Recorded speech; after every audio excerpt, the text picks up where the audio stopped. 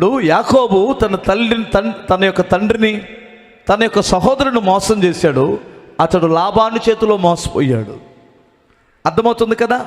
ఇప్పుడు తల్లిదండ్రులు మోసం చేసి ఒకరిని ప్రేమించావు.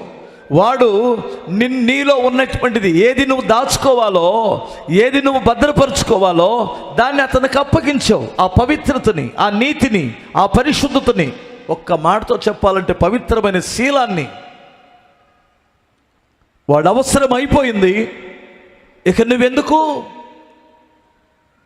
ఆ మనిషి కూడా సామాన్యమైనటువంటి పిల్లలు కాదు, ఆడపిల్లలు సైతం. ఈ రోజున వాడి దగ్గర బ్యాంకులో బ్యాలెన్స్ అయిపోయింది. వాడికంటే డబ్బు ఉన్నటువంటి వాడు ఇంకొకడు దొరికాడు. వాడికంటే ఇంకా మంచి టాలెంట్ కలిగినటువంటి వాడు ఒకడు దొరికాడు. నెక్స్ట్ వాడి బండి మీద తిరుగుతుంది. వీడు ఏం చేయాలో అర్థం కాక ఆ నూతిలోనో, ఆ చెరువులోనో, ఆ మందో, గడ్డి మందో, బొడ్డి మందో తాగి చస్తున్నాడు. ఇంత ఘోరమైనటువంటి పరిస్థితి. కానీ నేను ఎందుకు ఈ విషయాలు చెబుతున్నానంటే, నువ్వు దేవునితో సహవాసం చేస్తే దేవుడు నిన్ను మోసం చేసేవాడు కాదు.